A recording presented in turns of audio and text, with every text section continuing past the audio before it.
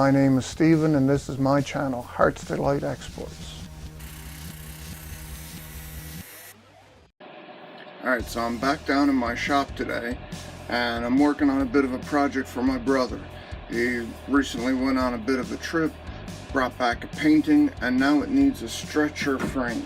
I built a frame for him a couple of years ago for a different project, and I didn't get the dimensions quite right. Things didn't work out quite right for it. So this never got used for anything. I'd like to say that I'm just going to take that one and cut it the size that it needs to be for this project and go from there, but it's not going to work out that way. The frame that he needs is supposed to be 15 inches by 31 inches, and that one doesn't meet parameters. So what I need to do is take some new wood. This is stuff that I salvaged from couch or love seat recently, and well, this one doesn't look too bad until I flip it over. Now I need to finish taking all the staples and the little bits of metal out of this last piece, and I can start cutting it to size. I'm trying to clean up the table saw while I'm talking to you, but cutting this to length needs to happen as part of the miter procedure. But the best way to do this is to actually cut one angle and then figure out cut two pieces so you got one corner done. So you'll have your line up there, and then measure and make sure you're cutting the 15 inches by the 31 inches that you need. Otherwise, the point of one piece could be adding on to your overall length. So you don't want to assume it, especially if you're like me, very new and still figuring this stuff out and how to make it work properly. So next part I need to do is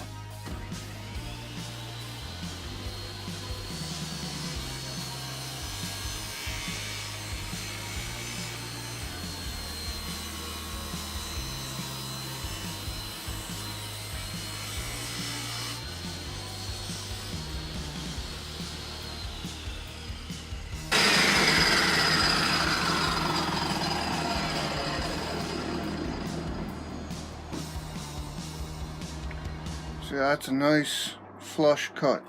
The only bit of tear out is here on the point.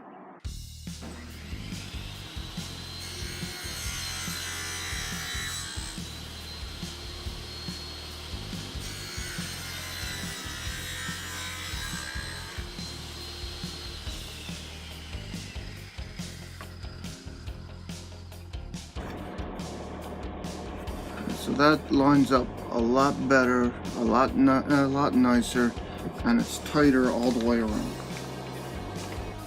So this is going to be fairly tight. I'm going to have to be pretty careful with this in order to get 31. 15, not a problem. I got more than enough here. And in actuality, I got a bit of a rough edge here on this. It's been chewed up a bit. Probably something to do with me taking it apart with a hammer. And that can be cut off, and the rest of it's actually in much better shape. But this piece that's the 31 inches. 31 actually falls right up on the corner. So I actually need to be very careful in order to get that part to go together. Because if I don't, I'm back to pulling staples and hoping that I got enough wood to be able to do this. So this is where it becomes important to not make mistakes. So I'll be back to pulling staples any minute now.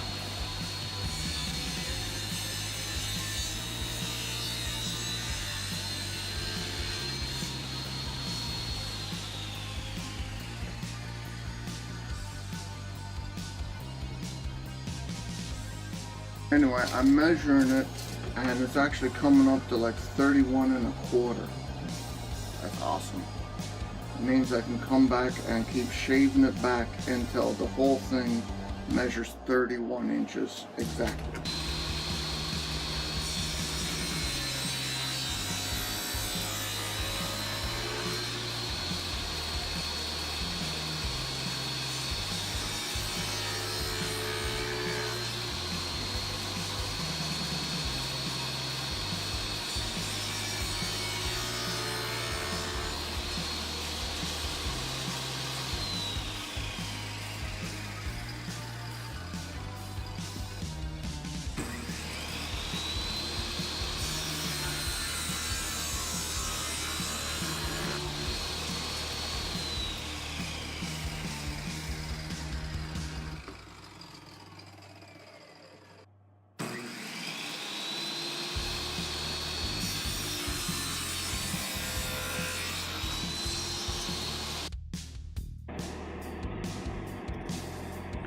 So the joints not quite as tight as I was hoping they'd turn out to be.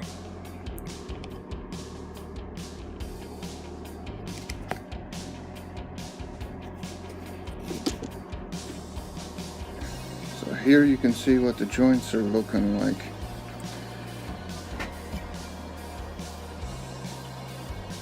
Looks nice and tight there, even though it's a little off. That's mostly the tabletop.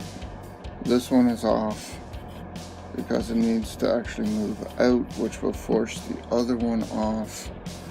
And I'm not sure which joint is doing it. This one is also a little off, and this one up here is a little off as well. So this is why I did it on table saw, so I have some control and a better finish. I got one good joint out of the works. So the best thing I could do for some of this now is to, well, I have a couple options. I can use my plane if I had a shooting board, which I don't, and give this gentle caressing with the blade until this comes up to a perfect 45. If I was better with a belt sander, I could easily rig up a bit of a jig and sand it on 45 to get the angle perfect, which kind of has the same effect as the shooting board, only the shooting board is obviously a bit nicer and a bit better.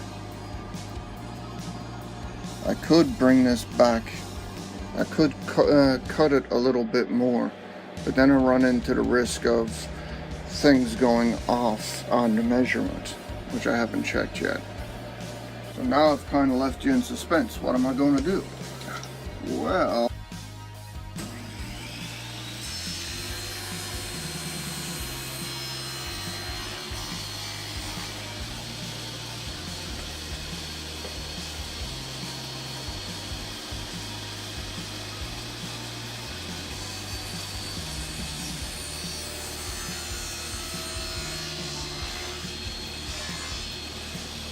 so this is what it looks like after my little manipulation.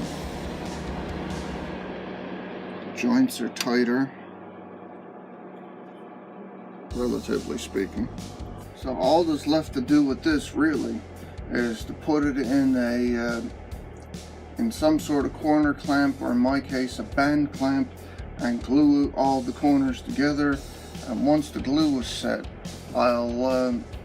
I'll actually look at putting a screw maybe, or maybe just a couple of brads in through the corner to help secure everything, make sure the glue is not being stressed out too much, because we all know glue gets stressed. But anyway, that should be good enough for this project. Everything seems to be on measurement and seems to be working out right. So that's where I'm going to end this one. I hope you enjoyed it. I hope you do come back and see me in the next video I put out, and have a great day.